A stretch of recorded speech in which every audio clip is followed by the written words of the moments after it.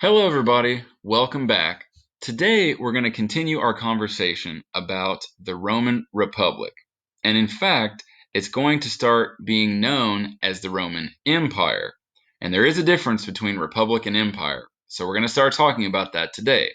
Now, what you see on the screen in front of you right now is just a wrap up of what we discussed the other class, which is the Punic Wars. Now, just to use this as a jumping off point for our conversation today, hopefully you remember that Rome was going against their enemy Carthage, and by the end of the Punic War, Carthage is pretty much destroyed.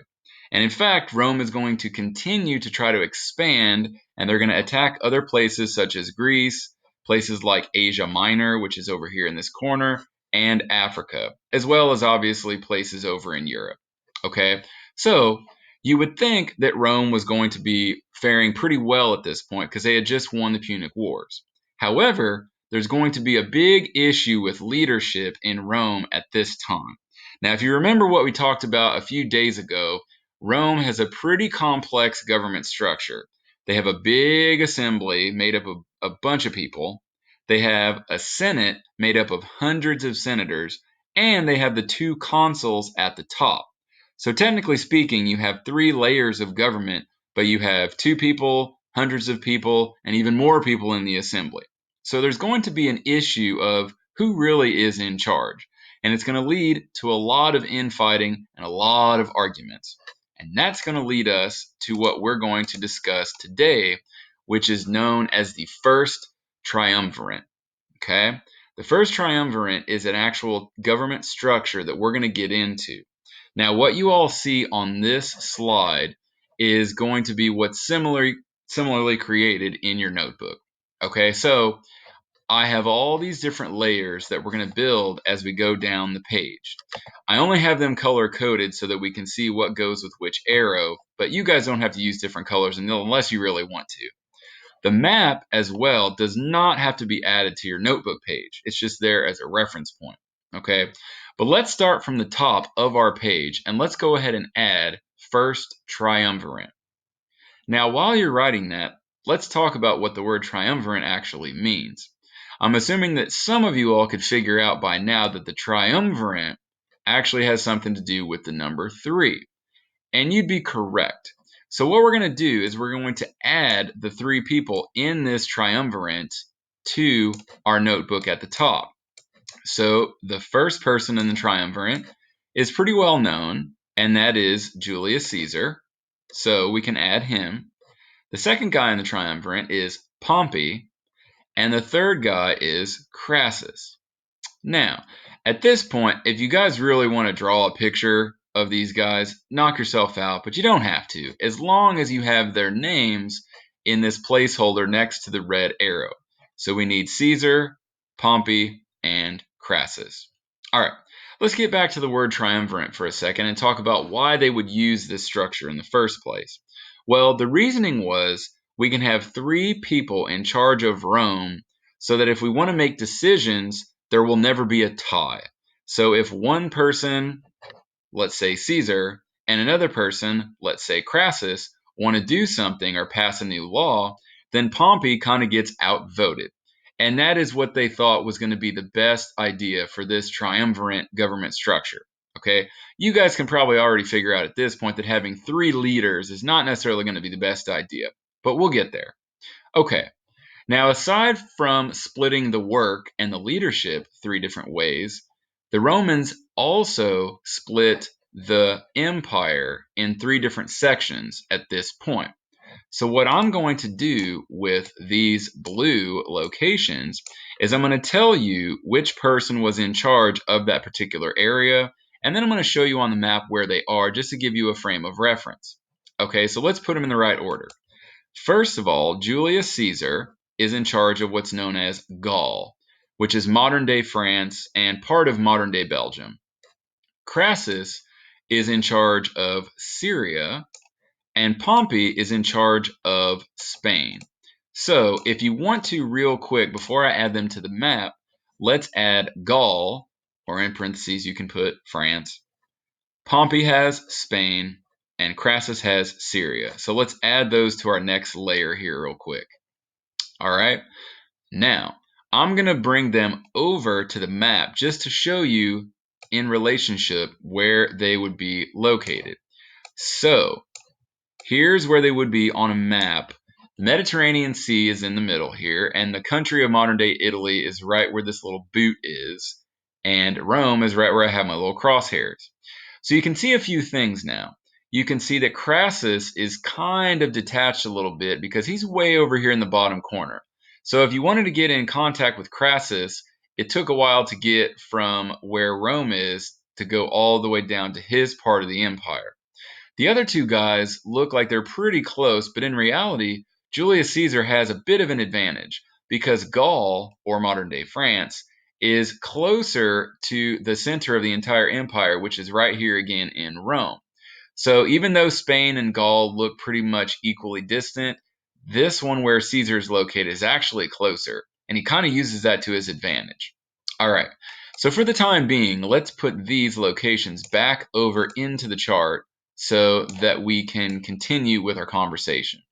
Okay, so the next layer here is the white layer. I'm going to add two basic facts that actually apply to all of the people in the triumvirate. And that is this: they are all wealthy, which means they all came from a lot of money and they had a lot of power. So that's going to work in their favor. Also, the more important fact is that they are all generals in the military. Now, this is going to cause some issues, though, because they all fight for Rome, yes, but Caesar has his own men, he has his own army, and they think he should be the leader. Very popular guy. And the same story is true for Pompey and Crassus. Pompey has his own army with his own men who think he should be the overall leader, and Crassus the same thing. So they're all military generals, and yes, they're all fighting for Rome, but they're almost like coaches of a team. You respect your own coach usually more than the coach from some other team because he's your coach. And these guys in the army under Caesar, Pompey, and Crassus were the same way. They would have followed their general as opposed to the other two. So that's going to cause some issues. All right, now the yellow layer here is going to be where some of this is going to start falling apart. As you can tell, again, this thing is not going to last forever, so we need to talk about how it's going to start breaking down. Okay, so we have three facts to add to the yellow area right here. And I'm going to start with Julius Caesar. Julius Caesar is a very popular person, not just with his army, but the general public, the general Roman citizens. So, right here, you can add the people actually want him to be the overall leader. They want Julius Caesar to truly be the overall leader because they really like him. He tries to do a lot of stuff for the lower classes and for the poor classes, as well as taking care of the wealthy, because again, he is from the wealthy class as well. So you have military people who are friends of his, you have wealthy people, you have poor people. So most Romans would like Caesar to be the overall leader. Now there's a catch. Pompey is very popular with the people who are still in the government at that time. Because these three guys are not the only people in the government, they're just the leaders. But you still have a Senate. And as you can tell, the other people in the Senate, the other people in the rest of the Roman government, they want Pompey to be the leader. They think Caesar is a little too cocky, they think he's a little too powerful, so they would prefer Pompey to be in charge. And this is the other issue. At one point, fighting over in Syria, Crassus actually dies in a battle. So he is not even, no offense, part of this conversation anymore. So we're going to put him over here in the corner. Okay? So let's add these, if we haven't already, to our conversation. The people want him to lead for Julius Caesar. The Senate wants him to lead for Pompey. And unfortunately, Crassus is going to die in battle. All right. So you can tell now I have two guys left. I have two people left, and this is going to start a civil war. Now, long story short, Caesar is going to actually win, and he's going to defeat Pompey. So we can add this to the green level, and I'm actually going to get rid of Pompey as well. And that leaves only Julius Caesar. As you can tell, he's in charge of all three of these areas himself now because he's the only one left. Now, if you remember what we talked about a few days ago about Cincinnatus and George Washington, when we compared those two, you might remember that I said there was a dictator who was a person who would come in and be leader for a very short time.